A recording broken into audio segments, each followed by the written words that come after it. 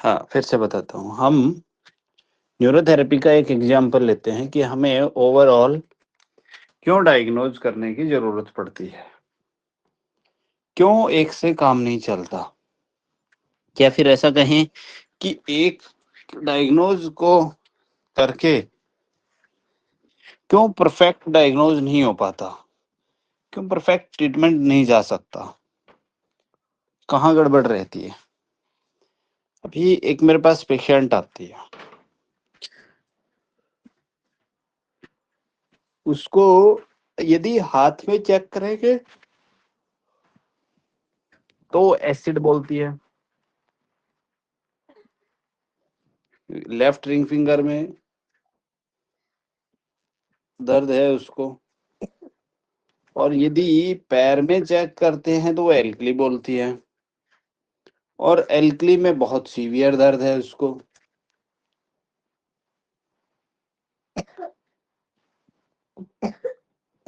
और mucus zero leave zero पे check करते हैं तो वो दोनों में दर्द बताती है कि मेरे को दोनों में दर्द है।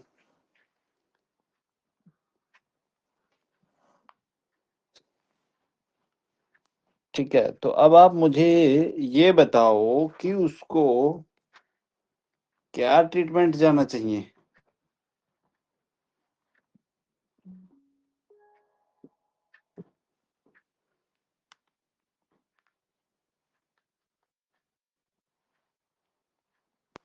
सर क्या करें हम? सर ऐसी कंडीशन में मोस्टली तो न्यूट्रल, हम लोग न्यूट्रल से ही स्टार्ट करेंगे। नहीं, पेशेंट को रिलीफ भी तो देना है ना। न्यूट्रल में अच्छा, पेशेंट वो किस चीज की आपको मैं बता देता हूँ। हाँ, उसका पेट पूरा हार्ड है और वो स्क्लेरोसिस की पेशेंट है। किसकी पेशेंट है सर? स्कोलियोसिस। आपकी आवाज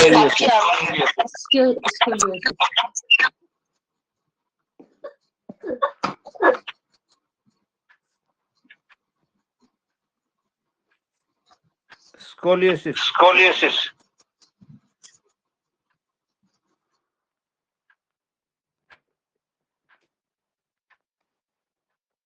तो ऐसे में हम क्या करें?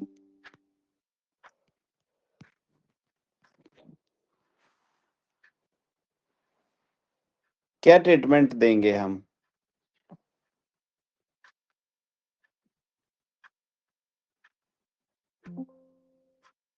सर जनरली तो हम लोग अपना न्यूरोथेरेपी में पेन पॉइंट पहले तो उनको रिलीज ही करते हैं।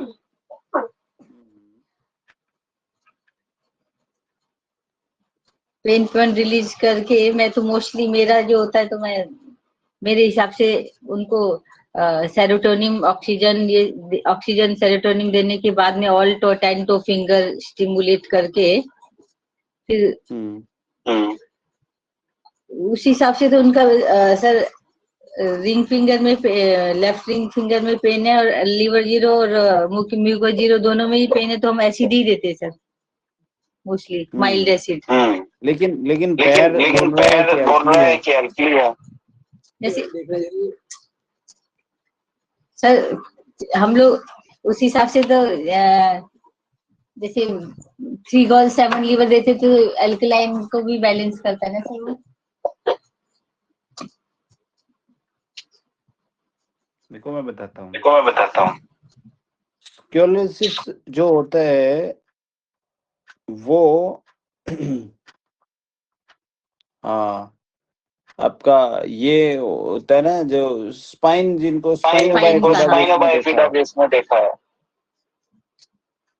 जिनकी स्पाइन टेढ़ी हो जाती है। हाँ, वन साइड शिफ्ट हो जाती है सर। हाँ, है ना, वन साइड शिफ्ट हो जाती है वो स्क्लेरोसिस। तो अब ऐसे में हमें ये तो पता है कि भाई वो एसिडिक डिजीज है, लेकिन प्रेजेंट टाइम में उसका कहीं मान लो वो एसिड के कारण तो स्क्लेरोसिस हो गया, ठीक है, लेकिन उसको वर्तमान में कहीं लूज मोशन तो नहीं है?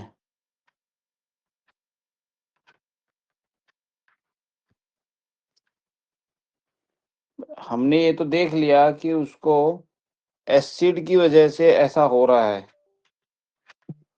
क्योंकि पहले उसकी स्पाइन में इन्फेक्शन हुआ होगा, है ना, उधर बोन में, और फिर तब जाके ये इधर स्क्लेरोसिस हुआ है।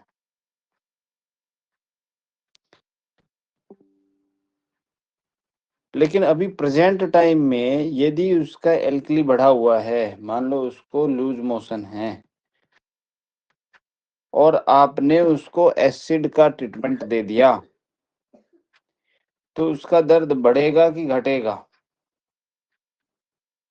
सर वो तो बढ़ेगा ही, लेकिन उससे ये तो पूछना पड़ेगा सर उससे, अगर उसको लूज मोशन।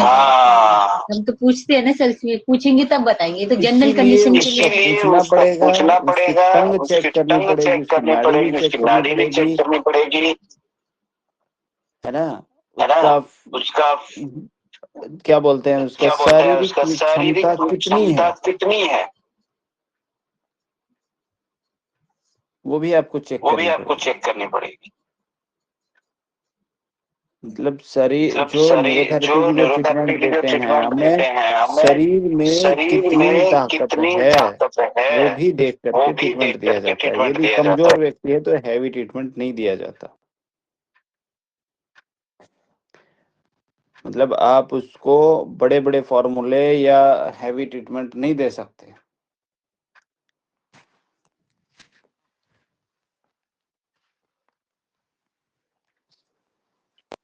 Yes sir. जब हमने इसका डायग्नोज किया, तो इसके डायग्नोज में नाड़ी जब चेक की तो एक चीज निकल के आई थी कि इसकी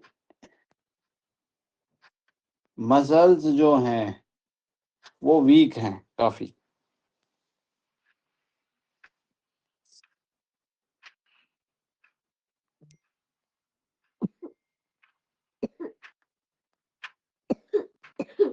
ठीक है,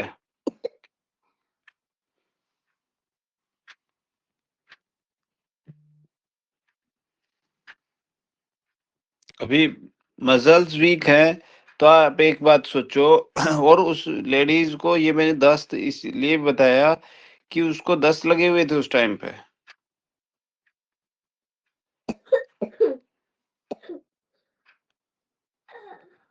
लेकिन दस्त भी कैसे, उन दस्त से उनको पेन होता था, मतलब फ्रेश होने में दिक्कत आती थी।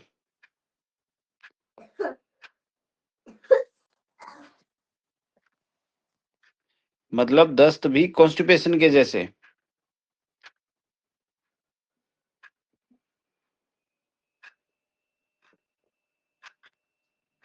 तो देखो हो गया ना टेढ़ा पेशेंट। Yes sir. और सर दूसरी बात जो मैंने पर्सनली नोटिस किया, जैसे हम लोग राइटी हैं या लेफ्टी हैं, राइट, और जब हम रिंग फिंगर का पेन चेक करते हैं तो हमारा ऑलरेडी राइटी है, तो हमारा राइट में ज्यादा प्रेस होता है ना, तो पेशेंट का लेफ्ट हो गया वो। तो जब ये पेन पॉइंट चेक करते हैं ना, तो मिस सेल्फ को ऐसा समझाना पड़ता है कि भाई हाँ, ये इक्वली प्रेशर होना चाहिए दोनों में, क्योंकि हमारा लेफ्ट वाला हमारा वीक है, राइट वाला ज्यादा स्ट्रांग है, जैसे हाथ, है ना, तो सेम भी प्रेशर देते समय भी राइट से ज्यादा ही हो जाता है। फिर ऐसा एक तो ये कंडीशन होता है, उस समय बहुत अलर्ट होके करना पड़ता है चेक करते समय। और दूसरा, पेशेंट को ही समझ नहीं आता उनको एग्जैक्टली कहाँ पेन हो रहा है। और इवन काफी टाइम आपने बताया था, लास्ट टाइम हम लोग डिस्कस करे थे ये।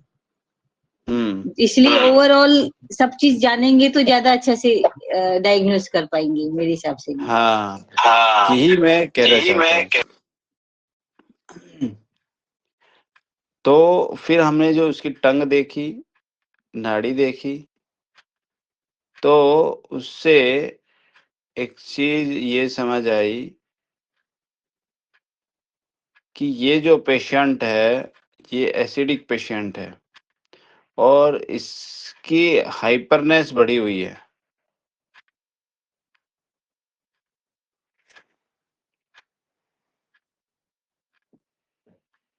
ठीक है, तो हमने उसको क्या ट्रीटमेंट दिया? हमने उसको जो दिया वो दिया कोडाइक्विना प्लस, और पहले कोडाइक्विना प्लस दिया और स्ट्रॉन्ग वाला साइटिका सेटिंग दिया।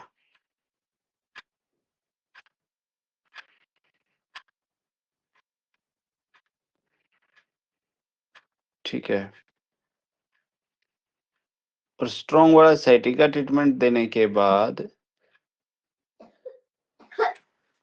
उसको माइल्ड न्यूट्रल ट्रीटमेंट दिया 2 बार ही।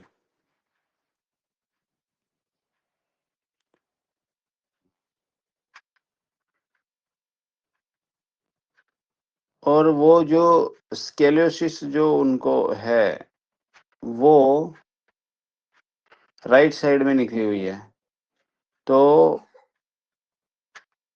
यानी कि लेफ्ट की मसल्स जो हैं वो वीक हो गई। तो साफ सी बात है कि वो एसिडिक बॉडी है, फुल्ली एसिडिक है। और हमने न्यूट्रल देने के बाद और साइटिका देने के बाद जब चेक किया तो पाया कि एसिड बढ़ा हुआ है, लेकिन वो हर काम बहुत जल्दी जल्दी करती है, हर काम। एज्ड लेडीज है लेकिन हर काम बहुत जल्दी जल्दी करती है, यानी कि बात भी ज्यादा है ना। तो और उसकी जो मसल्स की मूवमेंट है, मतलब पेरिस्टालिक मूवमेंट है या बॉडी की कहीं भी कुछ भी, तो वो उसके हाइपर है। तो हमने 6 राइट स्वेट दिया जिससे कि उसके लूज मोशन बंद हुए और उसकी जो हाइपरनेस थी, मतलब जो फास्ट काम करने की या कोई भी टेंडेंसी थी, वो उसकी कम हुई।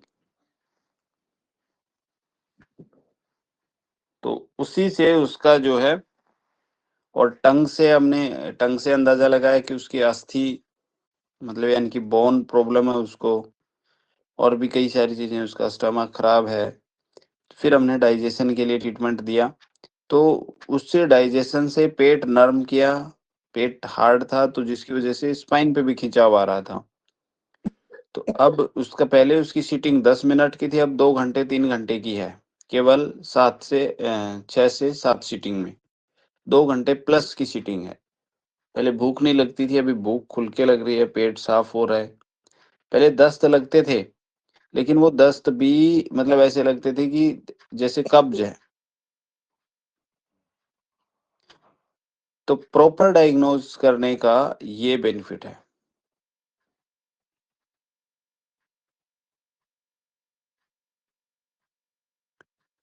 ठीक है जी,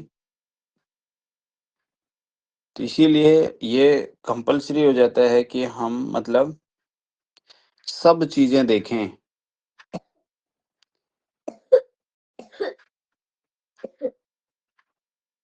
महर्षि चरक को पढ़ें या आयुर्वेद को पढ़ें, महर्षि वाघभट्ट जी को पढ़ें, धन्वंतरी जी को पढ़ें। हम बोलते हैं ना धन्वंतरी स्वरूप, तो हमें पहले तो यही पता होना चाहिए कि धन्वंतरी मीन्स क्या।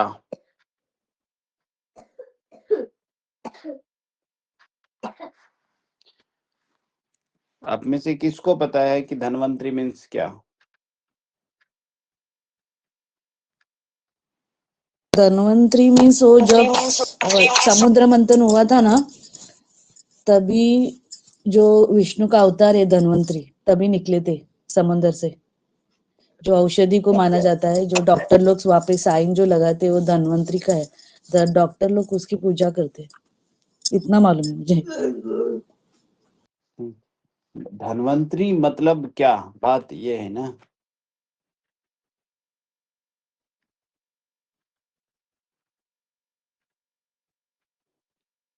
मतलब वो ना कि एक टाइप के जो हमें जो प्रॉब्लम्स बीमारियां होती है, तो उसके लिए जो उन्होंने लेके आया अमृत की जैसे धन्वंतरी है। नहीं आरोग्य आरोग्य नहीं,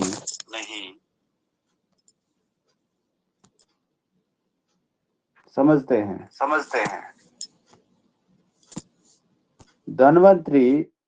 धन्वंतरी का मतलब स्वास्थ्य चिकित्सा आयुर्वेद के देवता तो हैं ही, मतलब स्वास्थ्य के और चिकित्सा के, है ना, और आयुर्वेद के देवता हैं। यदि हम इसका अर्थ की बात करें, मीनिंग की बात करें, तो इसमें दो दो शब्दों से मिलके ये बना है, धानु प्लस अंतरी। धान्व प्लस अंतरी, है ना। धान्व मीन्स शरीर, धान्व या जीवन की रक्षा,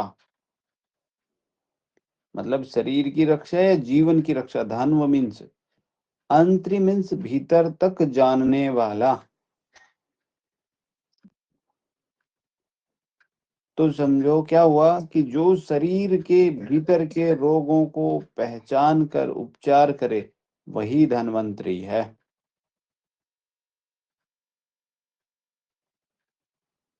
धन्वंतरी आयुर्वेद के आदि आचार्य हुए हैं।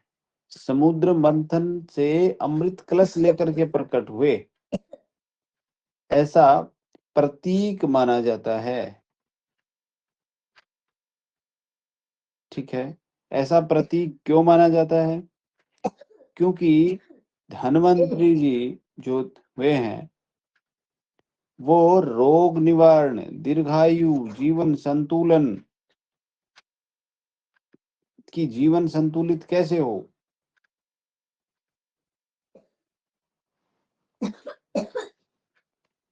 उसके लिए जाने जाते हैं। इसीलिए जो भी डॉक्टर लोग हैं, जितने भी वैद्य हैं, वो सब धन्वंतरी जी को गुरुदेव मानते हैं या देवता मानते हैं।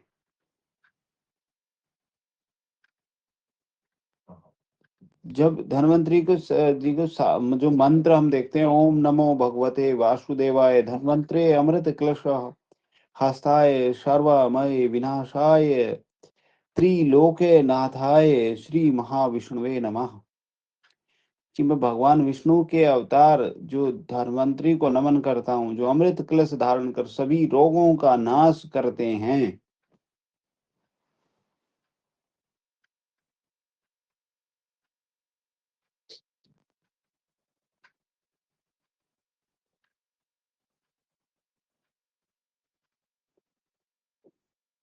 यदि हम न्यूरोथेरेपी में देखें तो हमें वात पित्त कफ का संतुलन करना है।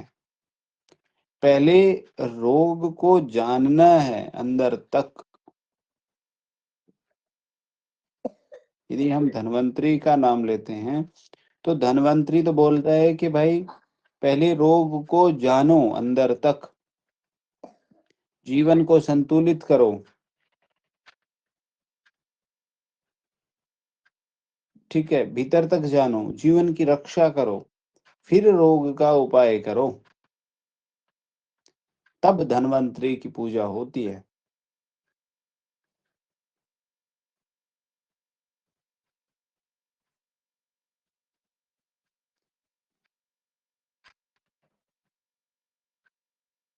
मतलब हमें नाड़ी ज्ञान, टंग ज्ञान, फेशियल, हेयर, आंख, लिप, स्किन, टेम्परेचर, आवाज, इन सब की प्रॉपर पहचान हो कि पेशेंट क्या बोल रहा है। वो सैड तो नहीं है, दुख में तो नहीं है, नाड़ी क्या कह रही है। और जब हम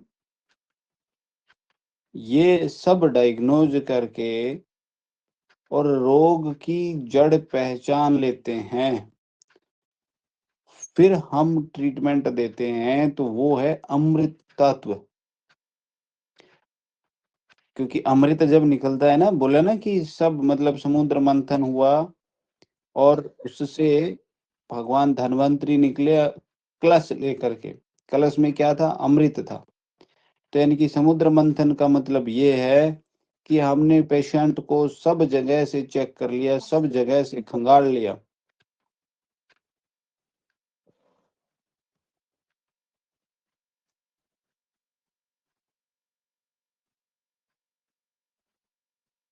और तब अंत में बोले कि सब कुछ उथल पुथल कर लिया ना, क्योंकि रोगी के रोग जितने भी थे सब चेक कर लिए हमने।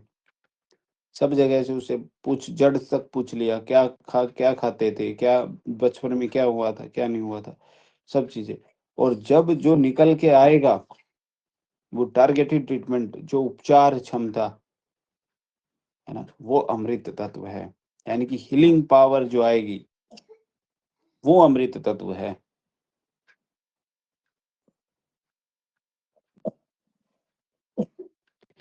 नहीं तो हिमा जी, ऐसे ऐसे थेरेपिस्ट बैठे हैं मेरे पास। कई सारे लोग जो है ना डायग्नोज के लिए कॉल करते हैं, कई सारे रिपोर्ट्स भेजते हैं। और कल मेरे पास एक ने रिपोर्ट भेजी, नाम नहीं बताऊंगा, HbA1c रिपोर्ट, एवरेज शुगर की रिपोर्ट। और उसने लिख करके मेरे पास रिपोर्ट लिख के भेजा कि यार ये लैब वाले ने गलत कर रिपोर्ट कर दी, अभी इसका क्या करूं बताओ, ये क्या रिपोर्ट है, क्या कहें, ये लैब वाले इतना गलत कर देते हैं। मैंने कहा भाई, मैंने पूछा क्या गलत कर दिया इसमें, मैं देखा रिपोर्ट तो सही है। तो बोला कि HB की रिपोर्ट कराई थी हमने, HB की, कि HB चेक करना है, HB की रिपोर्ट का। अच्छा, उसने HbA1c लिख के दे दिया, बताओ।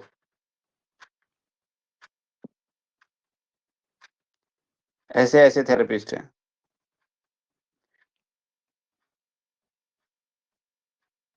फिर मैंने उससे कहा कि यार ये गलत कहाँ से है, बल्कि यार वो लैब वालों का आजकल पता नहीं ना क्या हो गया, वो अनपढ़ बैठे हैं। हाँ भाई, ये बात भी सही है, अनपढ़ तो होंगे। हाँ भाई, नहीं तो तभी तो वो उधर ब्लड लेके लैब के लिए बैठे हैं। तो उनका न्यूरोथेरेपी में बोले कि यार न्यूरोथेरेपी तो गजब की नॉलेज है, आपको नहीं पता? मैं कहा भाई पता तो है, लेकिन न्यूरोथेरेपी में कितने पढ़े लिखे हैं? बोले भाई छोड़ उस बात को, लेकिन ये रिपोर्ट गलत है। मैं कहा तूने क्या कराई थी? बोले मैंने HB की रिपोर्ट। मैं कहा HB में क्या पता चलेगा? बोले HB में वो HB उसके लिए लिखते हैं ना कि खून कितना है, उसके लिए लिखते हैं ना HB। उसने HbA1c लिख दिया, बताओ क्या देखूं अब इसका। हम्म, वो पेशेंट की कंप्लेंट पूछी तो उसका LDL कोलेस्ट्रॉल बढ़ा हुआ है, शुगर हाई है, BP हाई रहता है।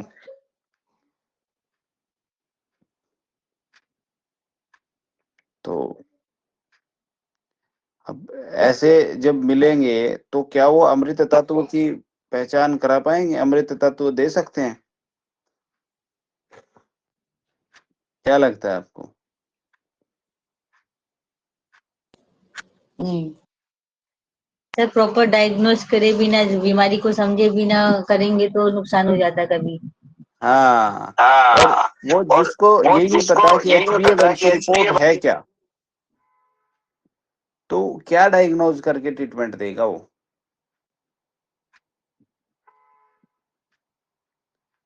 भाई पहली चीज तो हम मतलब है ना, यदि इस तरफ में जाएं कि हमें मेडिकल का और उसके बारे में, तो HbA1c का ही नहीं पता कि HbA1c, व्हाट इज HbA1c।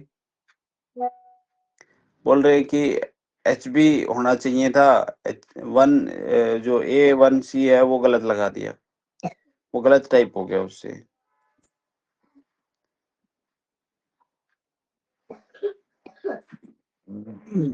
तो इसलिए हमें प्रॉपर डायग्नोज करना आना चाहिए, एकदम स्टीक, तब हम धन्वंतरी जी की पूजा कर सकते हैं या उनका नाम लेने लायक होते हैं।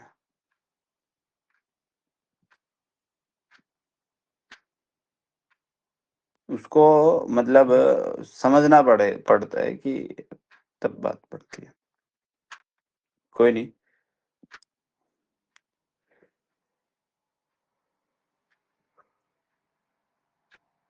चलिए आज आगे का हम देखते हैं क्या एक दोषज गतियां हो चुकी हैं। आज हम द्विदोषज गति, द्वंद्वज गति बोलते हैं जिसको, द्वंद्वज विकृत गति या द्विदोषज विकृत गति के बारे में पढ़ते हैं। द्विदोषज गति में पहला है मयूर गति।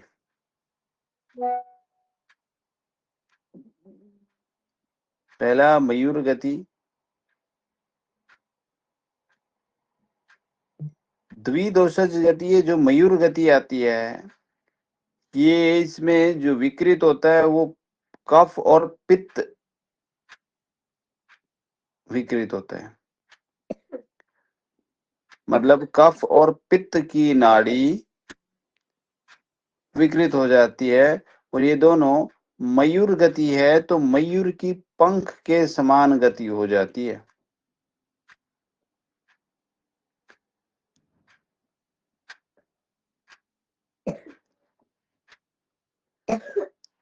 अब याद करो मयूर की पंख कैसे होती है, फैली हुई होती है ना वो। Yes sir. मयूर की पंख कुछ ऐसे होती है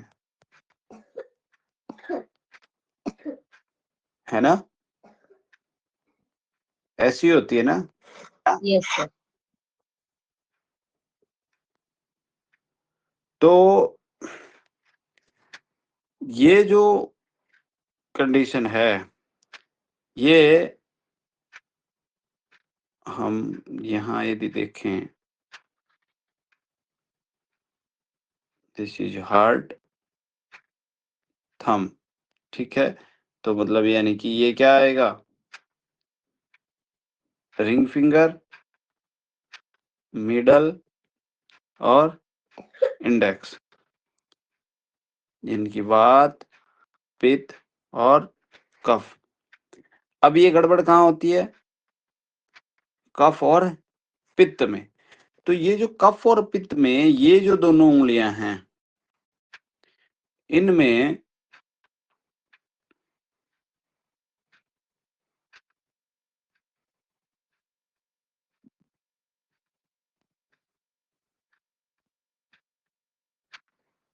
इनमें क्या हो जाता है कि ये नाड़ी फैल जाती है। मतलब देखो अभी तक हम क्या देख रहे थे कि इस पे अलग स्पाइक मिलती है, इस पर अलग स्पाइक मिलती है, इस पे अलग स्पाइक मिलती है।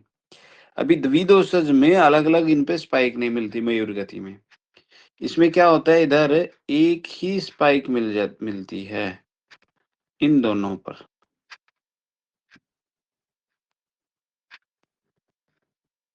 मतलब कि इस पर और इस पर, यानी कि कफ की नाड़ी पर और पित्त की नाड़ी पर, दोनों पर एक ही स्पाइक मिलती है। दोनों पर आप जब चेक करोगे तो ऐसा लगेगा क्या दोनों पे एक ही साथ स्पाइक आ रही है।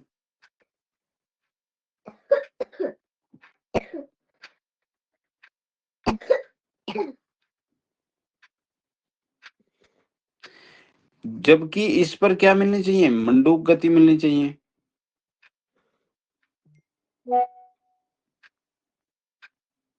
इस पर मिडल पे क्या मिलनी चाहिए, मंडूक, लेकिन मंडूक नहीं मिलती है। और इस पर क्या मिलनी चाहिए, हंस, लेकिन इस पर हंस भी नहीं मिलती है। हाँ, जो शार्प गति है वो एज इट इज रहती है। शार्प गति आपको एज इट इज मिलेगी, लेकिन इन दोनों पर जो है हंस और मंडूक नहीं मिलती हैं। शार्प गति नॉर्मल रहेगी,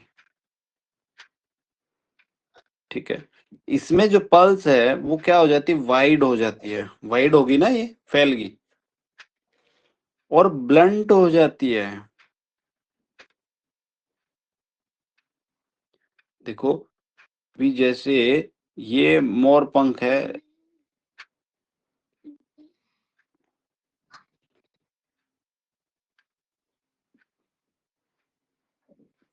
दादू उठ तो रही है हाँ भाई। ये मोर पंख है, तो ये देखो क्या है, वाइड होगी। वाइड मतलब यदि एक ही जगह पर वो होता तो वाइड नहीं होती, मतलब एक ही फिंगर पे लगती। तो ये वाइड भी है और चुभती नहीं है, क्योंकि मंडूक गति क्या मिलती, चुभती ना। ये चुभती नहीं है। जो मोर पंख है वो चुभती है क्या? ब्लंट होती है। ब्लंट मतलब कि वो जैसे आ, हमने देखा था ना, मेंढक क्या करता है, फुदका, कूदा और नीचे चला गया, कूदा नीचे चला गया, कूदा नीचे चला गया। लेकिन कूदा और ऊपर रुका और ऐसे उतर के आया। तो दिस एरिया, ये जो है क्या है, ये ब्लंट एरिया है।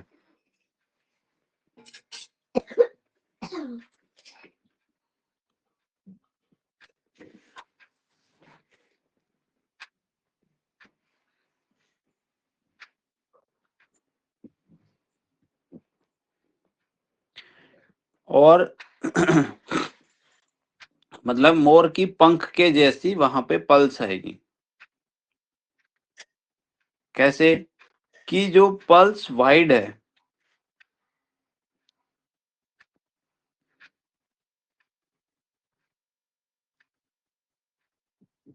जो पल्स वाइड है, ये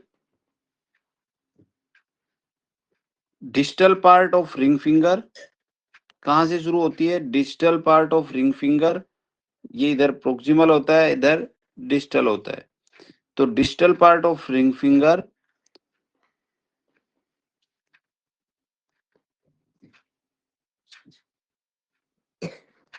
and distal part of middle finger.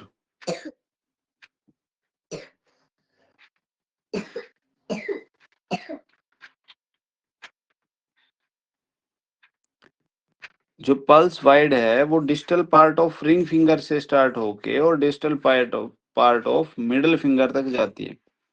ये यहाँ से शुरू हुई और ये आगे फैल के ऐसे हो जाती है।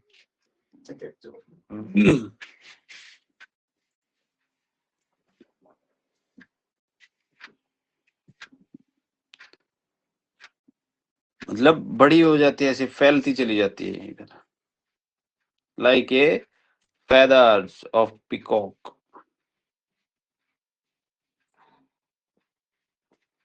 जो रिंग फिंगर है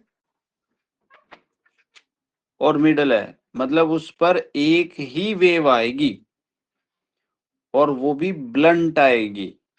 ब्लंट का मतलब आप समझ गए होंगे।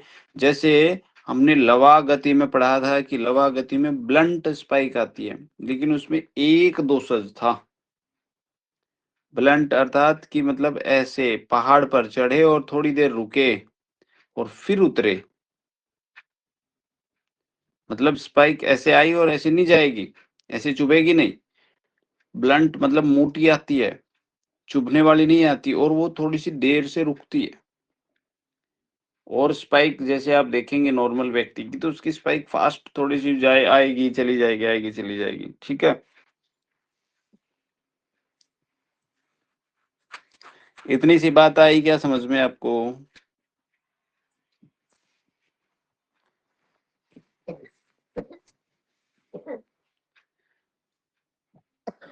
इसमें अभी दो नाड़ियों में गड़बड़ है, कफ और पित्त। क्योंकि जब दोनों पे एक ही वेव मिल रही है, तो देखो ये अपनी वेव नहीं दे रहा और ये अपनी वेव नहीं दे रहा, तो इसको क्या बोलेंगे हम? इसको क्या बोलेंगे? इसको हम बोलेंगे कफा वृत पित्त। आयुर्वेद की भाषा में कफा वृत पित्त।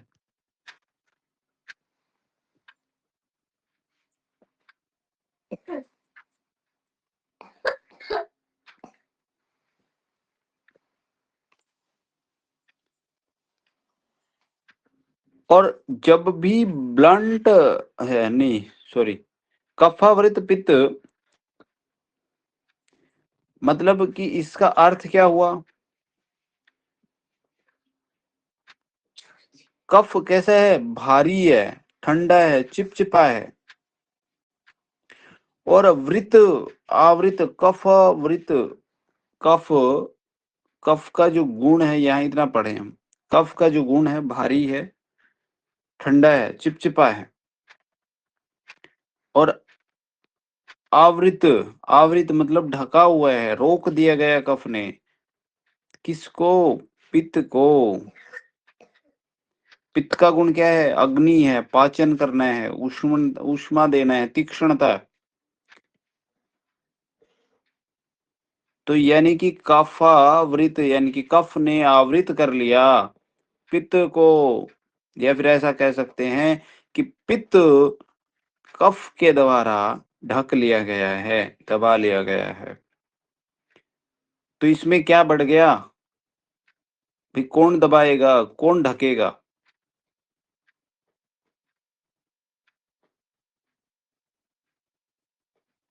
देखो ये वाली जो नाड़ी थी, इसने अपना आवरण, अपना एरिया कहां तक दबा लिया?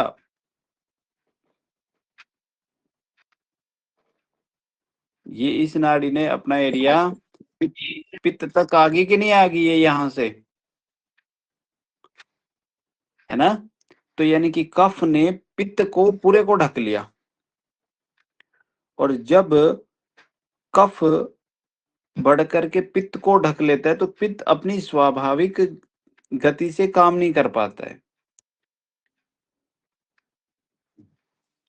अब ऐसे में क्या हो जाएगी उसकी, जो है क्या बोलते हैं, गर्मी, यानी कि तेज जो उसकी दब जाती है, पित्त की अग्नि मंद हो जाती है उसकी। और कफ के कारण उसमें भारीपन, जड़ता आ जाएगी, है ना, भारीपन आ जाएगा। ठीक है। और जो नाड़ी का जो फ्लो है वो ब्लंट है, तो ऑब्स्ट्रैक्ट, इसका मतलब ऑब्स्ट्रक्शन है वहां पे कहीं पे। ब्लंट यदि है तो इसका मतलब वहां पर क्या है? और कफ मिल रहा है, तो इसका मतलब वहां पे कुछ रुकावट है कहीं पर।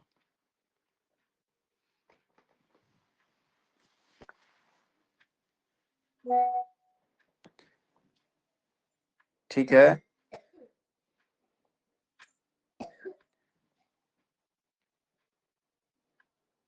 तो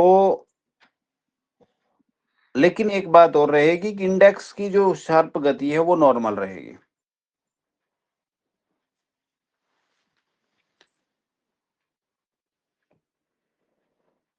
समझ आया कि नहीं आया? और इसमें जो दिक्कतें आती हैं, प्रॉब्लम आती है, वो प्रॉब्लम आती है thrombosis, abnormal lipid profile, cholesterol high. ठीक है।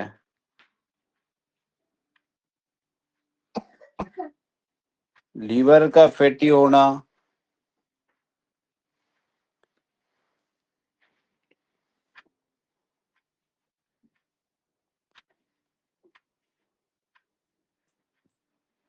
अभी थ्रोम्बोसिस, थ्रोम्बस है मतलब, या एम्बोलिज्म है मतलब थ्रोम्बस मतलब कि रक्त गाढ़ा है, चिपचिपा है, क्लोट बन रहे हैं, ब्लॉकेज है वहां पे।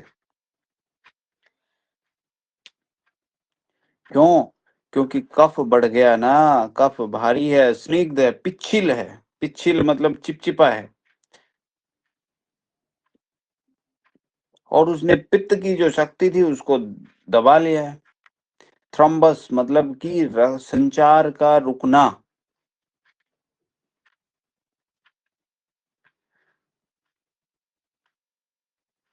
क्योंकि पहले लिपिड बढ़ता है, थ्रोम्बस मतलब कि लिपिड प्रोफाइल, यानी कि जो लिपिड प्रोफाइल गड़बड़ होना, थ्रोम्बस मीन्स। ठीक है। और यदि ऐसी नाड़ी है तो एबनॉर्मल लिपिड प्रोफाइल मिलेगी। लिपिड प्रोफाइल मिलेगी यानी कि triglyceride high, LDL cholesterol high, HDL cholesterol लो।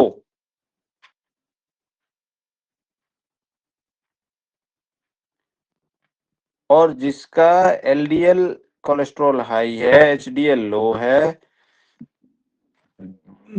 इसका मतलब क्या है कि कफ हाई है,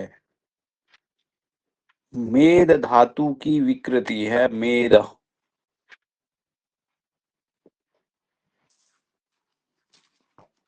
कफ हाई है।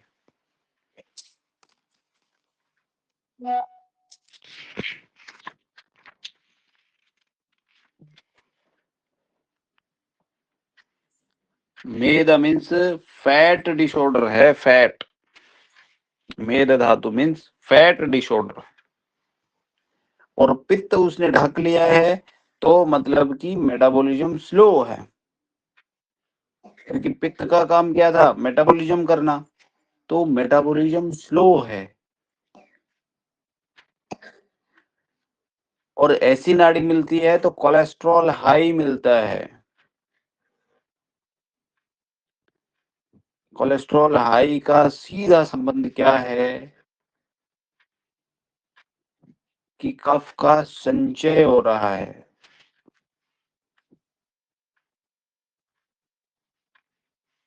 पित्त को की जो तीक्ष्णता थी, पित्त का काम क्या था कि कोलेस्ट्रॉल को, फैट को डाइजेस्ट करना, उसको जलाना, लेकिन वो नहीं जला पा रहा है, यानी कि पित्त को दबा दिया गया है। तो आप साफ साफ शब्दों में बोलेंगे तो यानी कि अग्नि मंद है, यानी कि डाइजेस्टिव फायर स्लो है, डाइजेशन गड़बड़ है।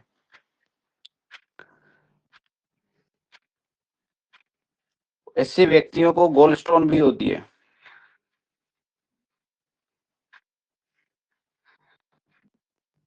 गैस्ट्रिक भी रहेगी।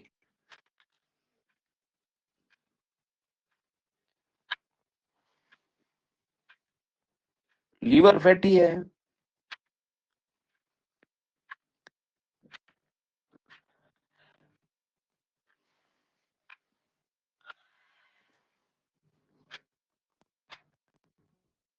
HTN होगा, HTN।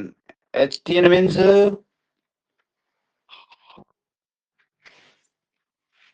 हाई, जो आपका क्या बोलते हैं, ब्लड प्रेशर। क्यों होगा ऐसे व्यक्तियों को हाई ब्लड प्रेशर? क्योंकि जो रक्त की नलियां हैं वो क्या हो जाती हैं, मोटी हो जाती हैं, कफ कर देते हैं, उसमें नैरो हो जाती हैं, वॉल्यूमेन हो जाती हैं, नैरो हो जाती हैं, क्योंकि उसमें कफ जम गया ना, और ब्लड में कोलेस्ट्रॉल भी बढ़ गया।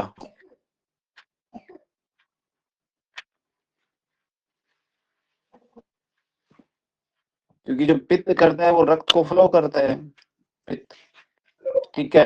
और जब पित्त जम गया, पित्त पित्त दब गया कफ के नीचे, कफ ने दबा लिया, तो उससे क्या होगा कि प्रेशर बढ़ेगा, फिर उसको हार्ट को ज्यादा प्रेशर लगाना पड़ता है, क्योंकि वो चल नहीं रहा, रक्त गाढ़ा हो गया। ऐसा मान सकते हो कि एक तो प्रॉपर पानी बहे, नदी के अंदर एक पानी बहे, और उसमें हम बहुत सारा रेत मिट्टी डाल के और कबाड़ डाल के फिर पानी को बहाएं, तो क्या होगा, उसका फ्लो मतलब हल्का हो जाएगा, है ना। और जो भी मोटर होगी जो उस पानी को धका रही होगी, चला रही होगी, उसको बहुत भारी जोर लगाना पड़ेगा।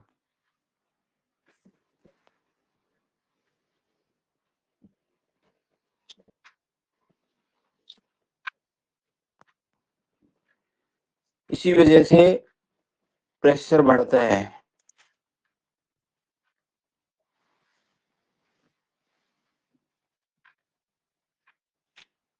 लीवर फैटी होगा। लीवर फैटी क्योंकि जो लीवर है वो, आपको बताऊंगा मैं, रंजक पित्त का स्थान है। आगे जब पित्त को पढ़ेंगे ना हम, तो 5 प्रकार का पित्त होता है, रंजक पित्त का स्थान है, ठीक है। और कफ बढ़ा तो यकृत में यानी कि लीवर में जमने लगा, तो पित्त अपना काम नहीं कर पा रहा है, मतलब कि उधर फैट जमा होने लगी है और डिटॉक्सिफिकेशन कम हो रहा है, मतलब जो आम है टॉक्सिन्स वो बाहर कम जा रहे हैं, तो इसलिए लीवर फैटी है। एसजीओटी एसजीपीटी में भी गड़बड़ मिलेगी। अल्ट्रासाउंड चेक करेंगे तो लीवर फैटी दिखेगा।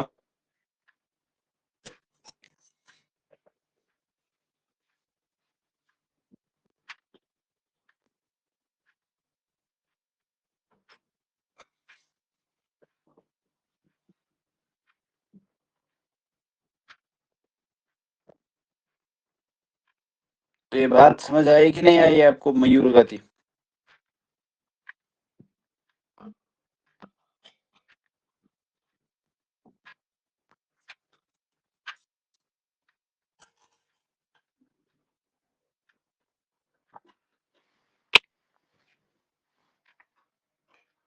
भाई कोई तो बताओ।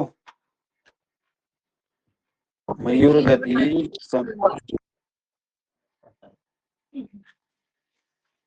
आवाज साफ नहीं आ रही है आपकी।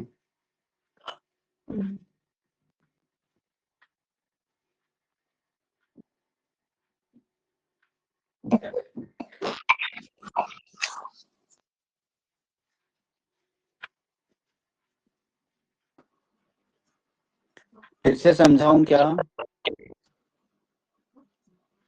समझ तो आया है सर। जैसे कफ जो है वो कफ का जो गुण है वो पित्त के ऊपर ओवरटेक कर लेता है उसकी नाड़ी को, और उसमें ऐसा फेदर का जैसा सेंसेशन आएगा, और जितने भी हाँ। पित्त के गुण है वो उसको दबा देता है कफ, और जो उसकी विकृतियां, कफ की जो विकृतियां वो जो उससे रिलेटेड प्रॉब्लम आने लगती है। कफ पित्त अगर दब गया है तो उसका जो भी फंक्शन है तो वो कम हो जाएगा, तो उससे रिलेटेड प्रॉब्लम आती है। देखो, खून यदि पतला है और रास्ता साफ है, एक नहर से समझते हैं कि नहर यदि पानी एकदम क्लियर है, क्लीन है, और नहर में कहीं भी, नदी में कहीं कोई भी अड़चन नहीं है, पूरी साफ है, तो जो पानी की गति होगी वो तेज होगी और सही चलेगी। समझ रहे हो इस बात को? यदि उसमें कहीं भी घुमाव है, मोड़ है, कहीं उबड़ खाबड़ है, तो पानी भी वैसे ही उबड़ खाबड़ और वैसे ही चलेगा। क्लियर? उसी प्रकार यदि खून मतलब पतला है और रास्ता साफ है, यानी कि नाड़ी में कोई कहीं रुकावट नहीं है, हार्ट में कोई रुकावट नहीं है, तो नाड़ी साफ चलेगी, तेज चलेगी और आपको एकदम सही चलती हुई दिखेगी। क्योंकि नाड़ी जो आपको बताती है वो खून के बहने का तरीका बताती है कि खून कैसे बह रहा है। क्लियर? क्योंकि नदी में जिस प्रकार से हम देखते हैं कि यार पानी ऊपर नीचे होके आ रहा है, तो उसी से हम अंदाजा लगाते हैं कि इसमें गड्ढा है कि नहीं है, इसमें पानी ऊपर हुआ तो क्या हुआ, नीचे गया तो क्या हुआ, क्यों गया होगा।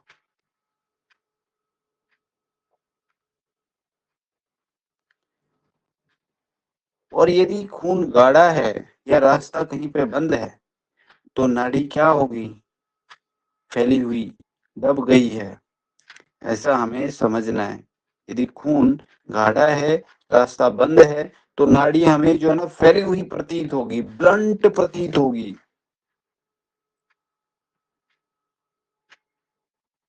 ठीक है, ये बात समझ आई आपको? और ये सभी प्रकार की गतियों में, विकृत गतियों में काम देगा आपको। बिल्कुल एकदम सिंपल सा एग्जांपल है। अब मयूर गति को समझते हैं। मयूर का पंख देखो कैसा होता है, चौड़ा होता है, फैला हुआ होता है, नुकीला नहीं है बिल्कुल भी वो, और उसके किनारे सॉफ्ट होते हैं। सॉफ्ट मतलब सॉफ्ट और नुकीला नहीं है, इसका मतलब चुभेगा नहीं। और वो सॉफ्ट और नुकीला नहीं है इसका मतलब, और चौड़ा है मतलब कि उछलेगा नहीं, फैला हुआ है मतलब कि फैलेगा, वो फैला हुआ तो है ही।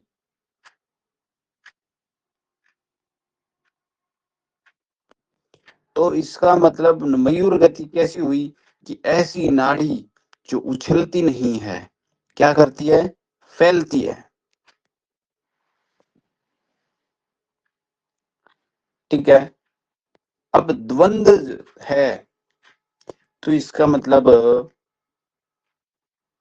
कि दो यहाँ पर है और फैल रही है, उछल नहीं रही है, तो उछलने का काम तो किसका है, पित्त का है भाई, मिडल फिंगर का है, और फैलने का काम है रिंग फिंगर का, यानी कि कफ की गति का, कफ की नाड़ी का, हंसो गति।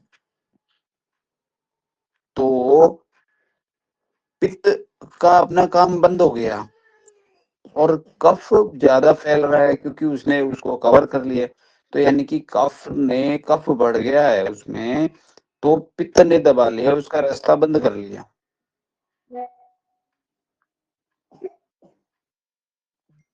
ठीक है।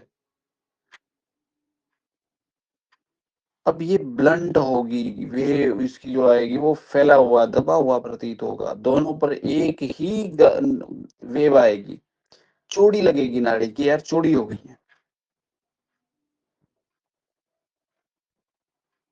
ठीक है।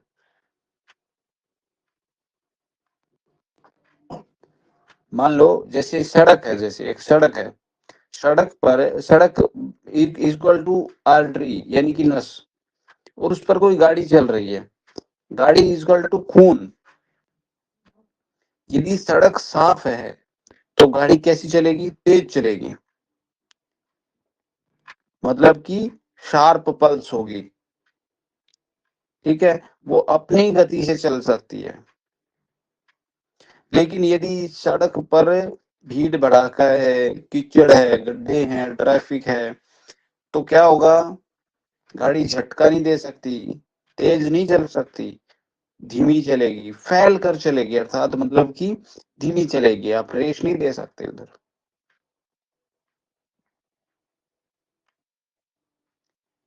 तो इसी प्रकार कफ गाढ़ा कर देता है, खून को चिपचिपा कर देता है और रास्ता नैरो कर देता है, क्योंकि नर्व की साइडों पर जो नसें हैं उसके उधर साइडों पे, किनारों पे चिपक जाता है दीवारों पे।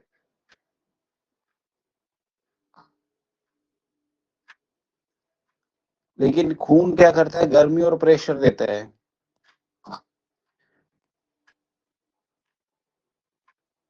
अब उसकी गर्मी और प्रेशर नहीं दे पा रहा है, कफ ने क्या कर दिया, खून को गाढ़ा कर दिया, रास्ता तंग कर दिया, प्रेशर फैल गया, तो नाड़ी वाइड और ब्लंट हो गई। इसी को कफावृत पित्त बोलते हैं, अर्थात मयूर गति बोलते हैं।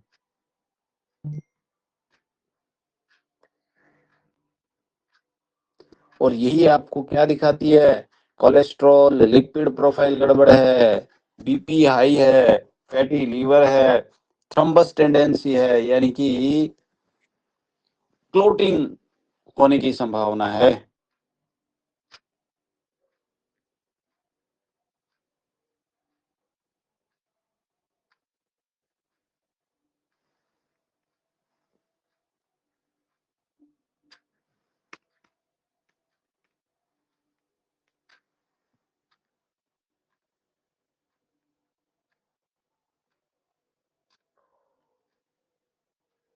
किस किस को समझ आई है?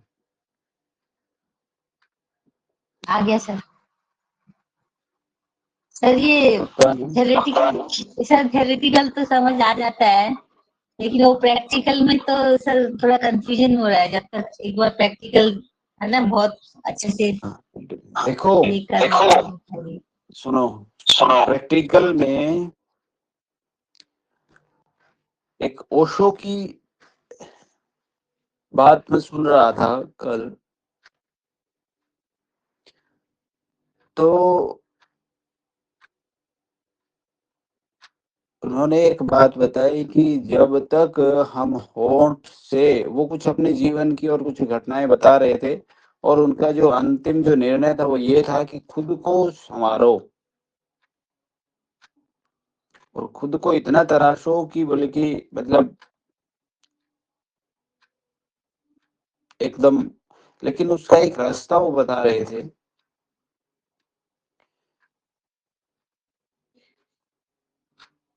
उन्होंने एक दोहे से कि रविदास जो हुए हैं, संत रविदास, रविदास का उन्होंने एक एग्जाम्पल लिया था कि किसी व्यक्ति ने रविदास से पूछा कि रविदास, मेरे से मतलब राम का नाम नहीं लिया जा रहा, भूल जाता हूँ, छूट जाता है। तो रैदास ने यानी कि रविदास जी ने जो उनको आंसर दिया, उन्होंने कहा कि यार मेरे से राम रटन की लगन लगी, कैसे छोड़ूं, मेरे से छूट नहीं रही है, क्योंकि मेरी राम, आप कह रहे हो राम का नाम भूल जाता हूँ, लेकिन मेरे जो है ना राम रटन की लगन लगी या राम रटन लगी, आदत लगी है उसकी, लेकिन मैं कैसे छोड़ूं, ये मेरे को बता दो। तो जब उन्होंने उसको खोल के बताया कि जब राम राम आप बोल रहे हो, यानी कि होंठ से बोल रहे हो, और आप किसी को और किसी को बोलने लगे, अच्छा राहुल, हेमा, अच्छा भक्ता जी, कल्पना जी, तो यानी कि राम तो छूट गया ना। क्योंकि जब ऑटोमेशन पे वो चीज आ जाती है कि श्वास के साथ पलक झपक रहे हो तो भी राम, मतलब यानी कि अपने गुरु का या उस कोई भी किसी को भी आप मानते हैं, या उस ईश्वरीय शक्ति का, नेचर का, आप मतलब नाम आप उसको याद रख रहे हो, कोई गलत काम कर रहे हो कभी मान लो, तो भी आपको वो चीज पहले याद आए, वो याद आपको रहे। तो उसी प्रकार उन्होंने कहा कि जब आपके हर श्वास श्वास में राम का नाम होगा, तो आपको याद करने की जरूरत ही नहीं है, आप मतलब इतना संवर जाओगे, इतना संवर जाओगे कि लोग आपके पीछे होंगे। और जब हम शुरू करते हैं तो होंठ से शुरू करते हैं, फिर मन में बोलते हैं, पहले राम राम राम राम राम, और फिर मन में जपना शुरू करते हैं बिना बोले, बिना होंठ हिलाए। लेकिन वो बिना बोले, बिना होंठ हिलाए, जब आपके एकदम आत्मा तक वो चीज पहुंच जाती है, यानी कि ना बोलने की जरूरत नहीं है, याद करने की जरूरत है, हर धड़कन के साथ मतलब राम, आप कुछ भी कर रहे हो तो भी राम।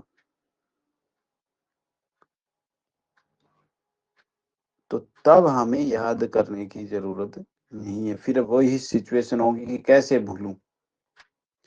तो यही नाड़ी का है, यानी कि वो आत्मा से जुड़ गई वो चीज। और जब आप किसी भी पेशेंट को, अभी आप क्या कर रहे हो, थ्योरेटिकल पढ़ रहे हो, और आपको क्या करना पड़ रहा है, होंठ से दिमाग लगा के याद करना पड़ रहा है, ठीक है। लेकिन यही चीज आपने 10 बार 20 बार रिपीट कर ली, और ये आपके एकदम श्वास दिमाग हर जगह सेट हो गई, और आपका उसका डायग्राम एकदम तुरंत बोला कि यार कफावृत पित्त है, तो पता चला कफावृत पित्त का मतलब है कि कफ ने आवृत कर लिया है पित्त को, तो पित्त अपनी चाल भूल गया है और कफ अपनी चाल बढ़ा गया है। इसका मतलब कि नाड़ी में, ब्लड में कफ बढ़ गया है। कफ is equal to modern science cholesterol,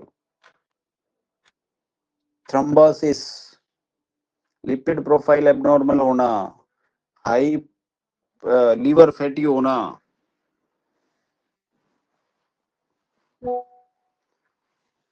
ठीक है।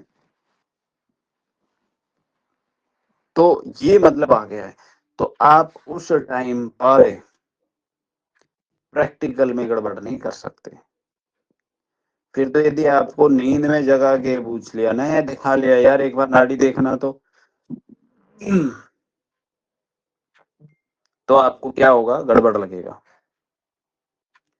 इसका एक और अच्छा मैं बताता हूँ कि मेथड, कि आपको नाड़ी जब भी देखते हैं तो 2-4 बार, 5 बार, 6 बार, मतलब आप हाथ को उंगली रखिए, थोड़ा सा दबाइए, इधर उधर करिए, फिर उठाइए, फिर रखिए, फिर उठाइए, ठीक है। 2-4 बार, 5 बार, 6 बार आप उंगलियों को चेंज करिए, उठाइए लगाइए, उठाइए लगाइए, और कोहनी में से मर्दन करके, नाड़ी का मर्दन करके, नाड़ी को प्रॉपर खोल के, ताकि प्रॉपर चले वो, ठीक है। थोड़ी सी मालिश करिए कोहनी में, हल्का सा हिलाइए कोहनी में से उंगलियों से, ठीक है। और फिर आप नाड़ी चेक करिए, तो एक बार में नहीं पता चलेगा, 2-4 बार, 5 बार आप रखेंगे ना हाथ उंगलियों को, तब आप जो है उसको सही से चेक कर पाते हैं। जैसे गिटार की उंगली पे, यदि गिटार की जो तार है उस पर आप एक ही उंगली मार देंगे तो क्या आवाज देगा क्या? वो धुन दे सकता है कोई? No sir. उस पे 2-4 बार आप उंगलियां मारेंगे, उस पे मूवमेंट करेंगे, तब वो कोई धुन देगा, तब कोई तान देगा, नहीं तो दे ही नहीं सकता।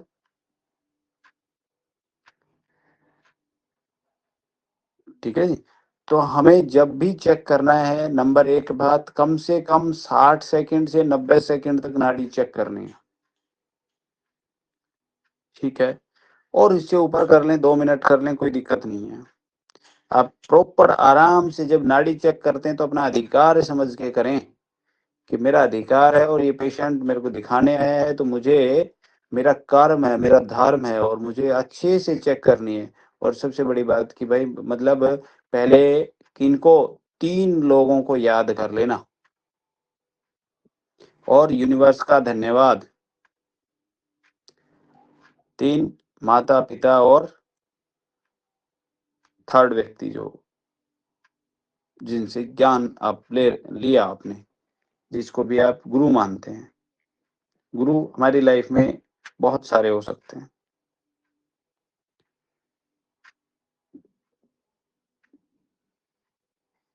3 लोगों को और इस यूनिवर्स को धन्यवाद, ईश्वर को याद करते हुए, और फिर आप नाड़ी चेक करिए और अच्छे से पढ़िए उसको कि वो क्या कह रहा है। एक एक उंगली को देखिए, दूसरी उंगली को देखिए, तीसरी को देखिए, दबंदज में देखिए कि दो में तो नहीं जा रहा है, तीनों में तो नहीं आ रहा है, कहाँ क्या गड़बड़ हो रही है, कैसी चाल चल रहा है वो। 1 से 2 मिनट तक उसकी जो, मतलब अभी मैंने आपको वो नहीं बताया, इसका क्या बोलते हैं, रिदम, इसकी टेंडेंसी, है ना, वो अभी ये खत्म करके फिर बताएंगे आपको कि बल कैसा है ना, वो कितनी, 1 मिनट में कितनी बार धड़क रहा है, रेगुलर धड़क रहा है कि नहीं धड़क रहा, अभी वो आएगा आगे, ठीक है। तो आपको और चीजें क्लियर होती जाएंगी, जैसे जैसे मेरे हिसाब से आगे बढ़ते जा रहे हैं, वैसे वैसे कुछ क्लियरिटी आ रही कि नहीं आ रही? बता रही सर, वैसे आ रही सर। तो अच्छा, नाड़ी अभी आप क्यों नहीं पकड़ पा रहे हो? नाड़ी इसलिए भी नहीं पकड़ पा रहे हो क्योंकि अभी थोड़ी चीजें हुई हैं। अभी हमें ना वॉल्यूम का पता, ना टेंडेंसी का पता, मतलब ना हमें डिस्टल का पता, डिस्टोलिक का पता, ना हमें सिस्टोलिक का पता, ना हमें उसकी 1 मिनट की उसका पता, काउंटिंग का कि कितनी बार धड़कती है ना। और अभी हमें तो गतियों का भी तो नहीं पता ना, अभी पूरी गतियों का, अभी तो किसी में कोई गति मिल रही है तो हमें उसका नाम का ही नहीं पता, ये क्या मिल रहा है। हम क्या ढूंढते हैं? जो हमें, जितना हमें पता है, समझ रहे हो? अब यस सर। मतलब मान लो किसी रास्ते में हमें ले जाया जाए और हम उसमें जा रहे हैं, तो हम कहाँ तक बता सकते हैं? जहां तक का रास्ता हमने देखा है या पता है। और उससे आगे यदि हमें ले जाया गया और हमने देखा ही नहीं, तो क्या कहेंगे? भाई पता नहीं यार, हम कहाँ आगे, नहीं। Yes sir, yes. हाँ, तो अब नाड़ी में भी वही है, बोलेगी यार समझ नहीं आ रही बात, क्या क्या हो गया, क्या बता रही है ये, क्योंकि हमें उस रास्ते का नहीं पता है, ठीक है। तो आप नाड़ी देखो, बोले कि उस रास्ते में जाओ, और जब जब आप जाओगे उस रास्ते में तो आपको कुछ ना कुछ मिलेगा और उसको आपके दिमाग में वो पिक्चर्स देगा। और जब आपको उस रास्ते के बारे में पता चलेगा, मान लो आप कहीं गए थे और अनजान जगह पे गए, लेट्स सपोज कि आप मान लो ताजमहल चले गए और आपने ताजमहल को देख के आ गए, लेकिन आपको यही नहीं पता ये पिलर इधर बाहर की साइड में क्यों निकले हुए हैं, ये किसने बनवाया, ये गेट कब बनवाया, ये गुंबद किसने क्या कराया, लेकिन आप देख के आ गए और फिर आप गए वहां पर दोबारा से और आपको बताया किसी ने कि ये देखो ये इसलिए बनवाया था, ये फलाने व्यक्ति ने फलाने की याद में बनवाया था।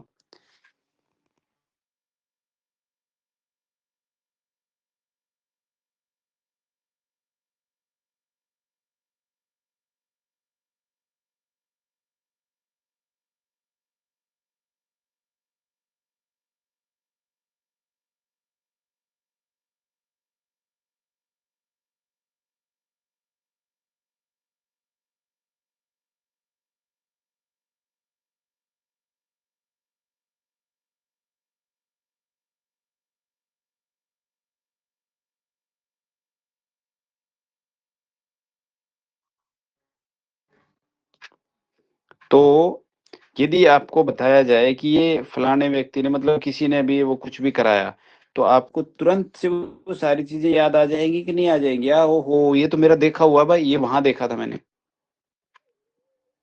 यस सर, है ना? तो नाड़ी का परीक्षण करना इसलिए आपको अभी प्रैक्टिकल की जरूरत है कि आप डेटा इकट्ठा कर लो, डेटा कलेक्ट कर लो, उसमें राइट डाउन कर लिया करो कि नाड़ी कहाँ कहाँ मिल रही है इसमें, यस सर, लिख लो, ये ठीक है। उसकी टंग की पोस्चर लिख लो। वो बोलते हैं ना कि यार नॉलेज इकट्ठा करना हो ना तो आपको क्या करना पड़ेगा, एक एक चीज लिखनी पड़ती है। जब आईएएस की ट्रेनिंग होती है ना, आईएएस ऐसे ही नहीं बनता, उसको गांव में कहीं छोड़ा जाता है कि जाओ वहां पे 40 दिन, वहां जाओ 60 दिन, वहां जाओ 3 महीने, वहां जाओ। तो वो हर एक घर में हर गली में जाता है, स्कूल में जाता है, हर एक एक चीज देखता है। हाँ, यदि वो ये देखता है कि कुत्ती के 6 पिल्ले हैं, एक कुतिया के उसके 6 बच्चे हैं, वो भी देखता है उनको भी, वहां गलियों की स्थिति वो मतलब ग्राउंड पे उतारा जाता है, उसको हर एक चीज लिखता है। आईएएस की ट्रेनिंग बहुत मतलब आईएएस लगना पहले बड़ी बात है, लेकिन उसकी ट्रेनिंग करना भी और बड़ी बात है।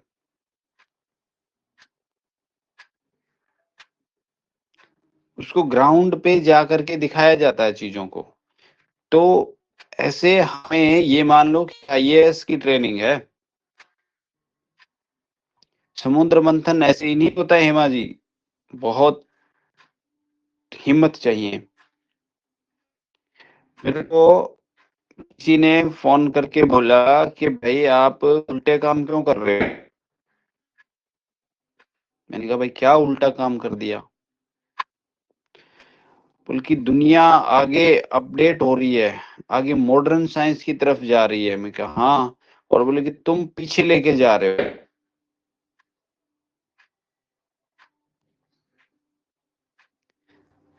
मैंने कहा यार क्या पीछे लेके चला गया? बल्कि तुम नाड़ी पर घूम रहे हो, आयुर्वेद पे घूम रहे हो। मैंने कहा तो आयुर्वेद ये कहता है कि सांस ऐसे लो, ऐसे जियो भाई, ऐसे प्राणायाम करो। मैंने कहा तो ये दुनिया फिर ये डॉक्टर लोग ये प्राणायाम और सांस लेने पे मेथड पे क्यों टिके हुए हैं? क्यों इस पे मतलब इसमें भी अपडेट करो। सांस नाक से क्यों ले रहे हो, मुंह से क्यों ले रहे हो? कहीं और से लो, करो ना अपडेट। मैंने कहा ये खून दौड़ रहा है, ये ब्लड कफ बढ़ रहा है इसमें, है ना, खांसी हो रही है, तो मैंने कहा क्यों कफ सिरप बनाई जा रही है? बनाओ कुछ और, अपडेट तो करो कुछ। कफ बढ़ गया तो उसका अब कफ की जगह बॉडी में क्यों बढ़ रहा है? कुछ अपडेशन लेके आओ और कुछ बढ़ाओ ना उसकी जगह।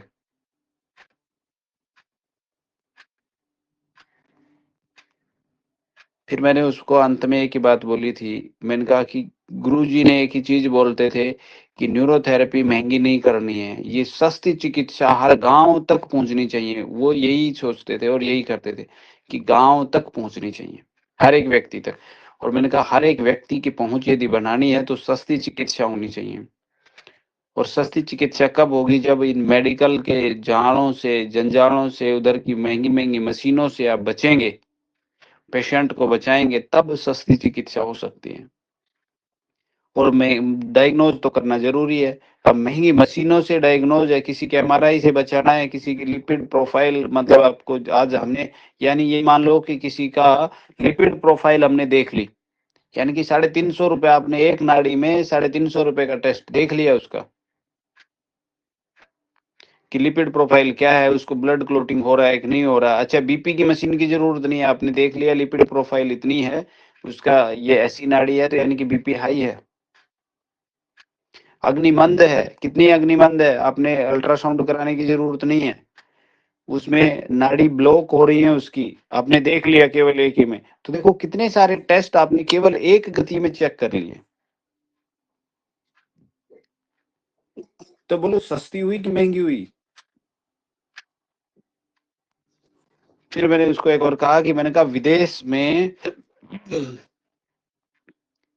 इसको अपनाया जा रहा है, इसको सीखा जा रहा है, वो लोग इसको सीख करके ट्रेंड हो रहे हैं, और वो हमारे ही देश में पेटेंट करा के इसको बेच रहे हैं, ना पता हो तो।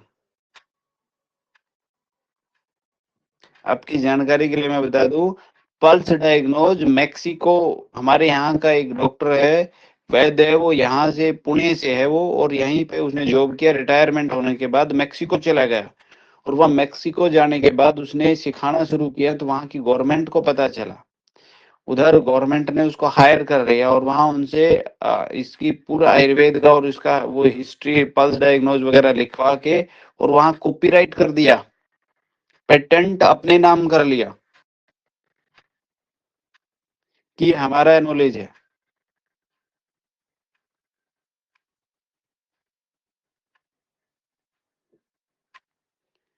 और यदि आप कल को, मतलब आप ये सीखते हो और उन्होंने यदि केस ठोक दिया, तो मतलब यानी कि आप क्या कर रहे हो, मैक्सिको का नॉलेज सीख रहे हो।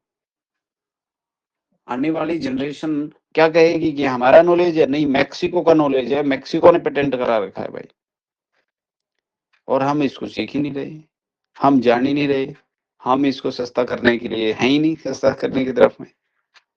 तो ऐसी हमारी मानसिकता हो गई है।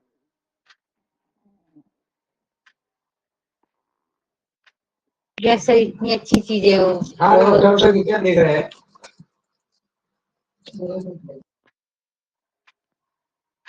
है ना?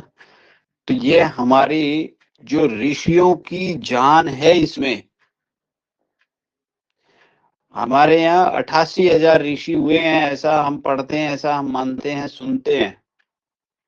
88,000 ऋषि, उन ऋषियों की पूरी नॉलेज बसी हुई है इसमें, उनका यानी कि उन्होंने जो अपना जीवन खपा दिया ना 88,000 ऋषियों ने, क्योंकि ऋषि की पदवी ऐसे नहीं मिलती।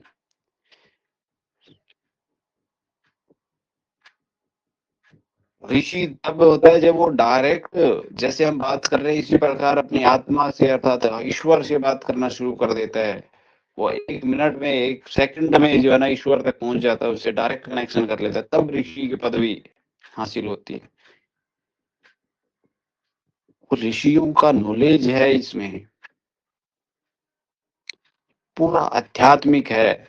आप बिना आध्यात्मिकता के, यानी कि मशीन से तो दूर होके आप कर ही सकते हो, यानी कि किसी से टचअप बना के अपनी आत्मा से नॉलेज आप जब निकालते हो कि, और ये आत्मा की ही तो बात है। जब किसी की नाड़ी आप पकड़ते हो, तो आत्मा के ज्ञान से ही तो आप बताओगे ना कि आपको ये है। दिस इज डिवाइन नॉलेज, ईश्वर का नॉलेज है ये, और ईश्वर ने ही शरीर में खून चलाया है। मशीनी नॉलेज नहीं है कि मशीन कुछ भी गलत बता देगी, बोले कि वो अमेरिका की मशीन अलग बताएगी, न्यूजीलैंड की मशीन अलग बताएगी, सऊदी अरबिया की मशीन अलग बताएगी। नहीं, किसी साइंटिस्ट ने बता दिया कि नहीं ऐसा होता है, तो ये कल को बदलना पड़ेगा, और ये गति चेंज नहीं होती है, मतलब यानी कि मयूर गति में ऐसा मिलेगा तो मिलेगा ही मिलेगा, लेकिन मशीनी टेस्ट जब होते हैं उसमें गलत हो सकता है। वो इसलिए लिखते हैं कि क्लिनिकल रिलेशन आप इसमें कर लीजिएगा, हम गलती है तो हम जिम्मेदार नहीं है इसमें। मैं मॉडर्न टेस्ट को या उसको गलत नहीं ठहराऊं, लेकिन बहुत फर्क है। ठीक है, उसके साइड इफेक्ट भी बहुत सारे हैं। मॉडर्न होना चाहिए, लेकिन उतना जितना काम चले, बस। प्रॉपर आप इतना मॉडर्न हो रहे हो कि भाई सब कुछ ही मतलब आप अपना भुला जा रहे हो। और जो मॉडर्न साइंस हुई है वो केवल हमारे ओल्ड साइंस के बेस पर ही हुई है। जितनी भी रिसर्च हुई है वो पहले के साइंस के आधारित ही हैं। जैसे बीपी है, बीपी की मशीन कैसे बनी? जो हमारी जो सांस लेते हैं और छोड़ते हैं, इसी के बेस पर है वो।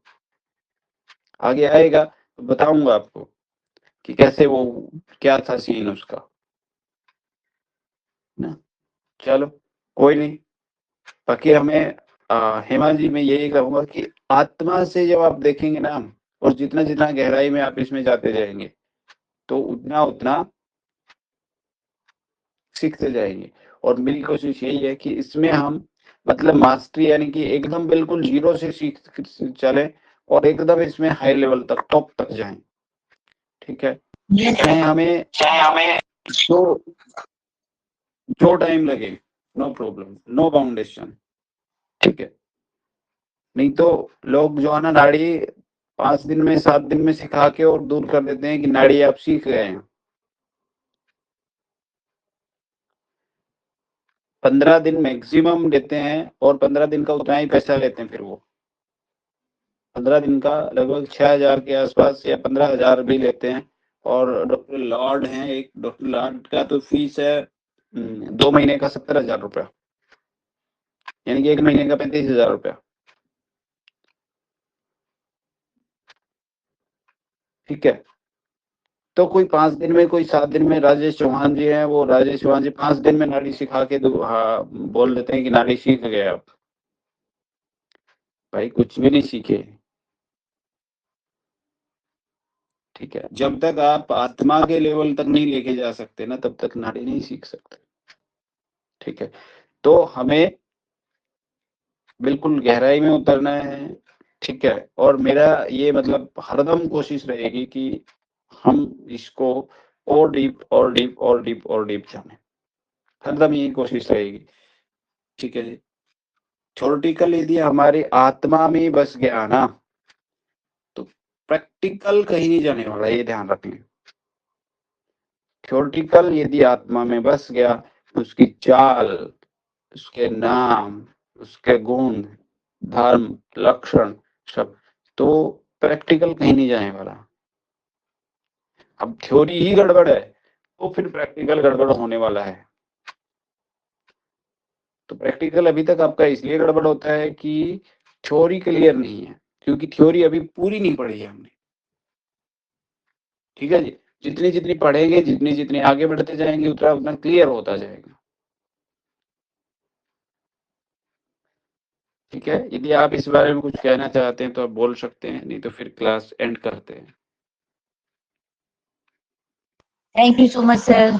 एक्चुअली थियरी तो बहुत अच्छे से आ रहा है दिमाग में। एक्चुअली प्रैक्टिकल हमारी गलती है कि बहुत ज्यादा प्रैक्टिस नहीं कर पा रहे हैं, बहुत ही ज्यादा व्यस्त है ना सर, तो इसके लिए। लेकिन हाँ, ये अंदर से विश्वास है कि जरूर आएगा, मिस इतना मास्टरी आएगा बोल के एक इंट्यूशन ऐसे लग रहा है कि हाँ, इतना एफर्ट करेंगे तो जरूर आएगा। ये है। Thank you so much. 100% कोई नहीं रोक सकता। ठीक है, थैंक यू सर। एक दिन में सिंगर नहीं बन सकते हम, ये भी ध्यान रखें। एक दिन में सिंगर नहीं बन सकते, एक ही गाने को 1000 बार रियाज करना पड़ता है, तब वो उस गाने में परफेक्टनेस आती है। फिर आप उस गाने को जब गाते हैं ना, चाहे भजन उसके सुर में, क्या बोलते हैं उसको, इंस्ट्रूमेंट के साथ गाओ या ना गाओ, लेकिन आपकी जो श्वास की जो लेने की जो ताल होगी ना, जो रिदम होगी, वो भी आप उस इंस्ट्रूमेंट की तरह गा लेते हैं। आपको हारमोनियम, ढोलक की जरूरत नहीं पड़ती है, वो उसी तरह गाएगा। देखा होगा ना अपने सिंगरों को, अभी मैं तो सिंगर नहीं हूँ, तो मेरे को कह दो कि गाना गा दे भाई, लेकिन मेरे को तो गाना ही नहीं आएगा। लेकिन कोई सिंगर है और उससे आप गाना गवाओगे तो उसको ढोल मंजीरा वगैरह कुछ ही चीज की जरूरत नहीं है, वो उसी ताल में उसी लय में गाएगा, क्योंकि उसने कम से कम 1000 बार रियाज कर रखा है, उसका 1000 बार प्रैक्टिस कर रखी है, अभ्यास किया है उसका। तो हम दिन में यदि 50-100 चीजों को टच करके देखें, आपके घर में रोटी आप बना रहे हो तो रोटी की नाड़ी देखो भाई, बेलन है, चकला है, चिमटा है, फुकनी है, चाकू है, धनिया का डिब्बा है, मिर्च का डिब्बा है, लाल मिर्च है, आलू है, घिया है, पेठा है, बैंगन है, कितनी सारी जो चीजें हैं आप टच करते हैं दिन में, उनकी नाड़ी देखिए ना सबकी।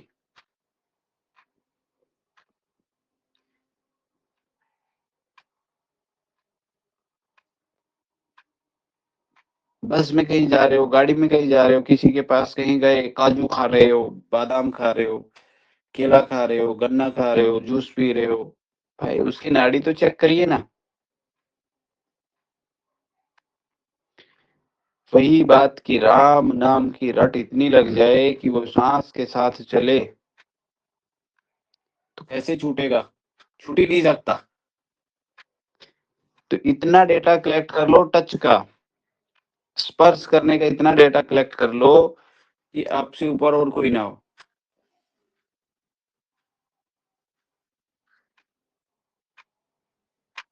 ठीक है जी, चलिए। Thank you so much sir, thank you sir.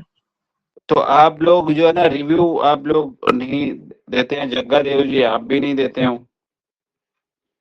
अपने मन की, ये रिव्यू वही तो है कि आपके मन में क्या है, ये आपके मन की स्थिति को बताता है। जो नहीं लिखता है उसकी भी मन की स्थिति को बताता है, और जो लिख रहा है उसकी भी मन की स्थिति को बताता है। ठीक है, तो आप जरूर एक बार आप यहाँ माइक अनम्यूट नहीं करते हैं, है ना, तो बात भी आपसे नहीं हो पाती, तो मेरे को इसकी आपकी मानसिक स्थिति का नहीं पता चलता है। तो आप जरूर लिखिएगा, ठीक है, तो उससे मुझे थोड़ा सा अंदाजा हो सके कि क्या हो सकता है ना। चलिए, और कल्पना जी आपका एक पेशेंट है, तो कल आपने ट्रीटमेंट दिया होगा, क्या रहा उनको? आज या कल में उनको 10 पेन इंजरी ट्रीटमेंट देना है ना, 10 पेन इंजरी और लैक्टिक एसिड। ठीक है, चलिए।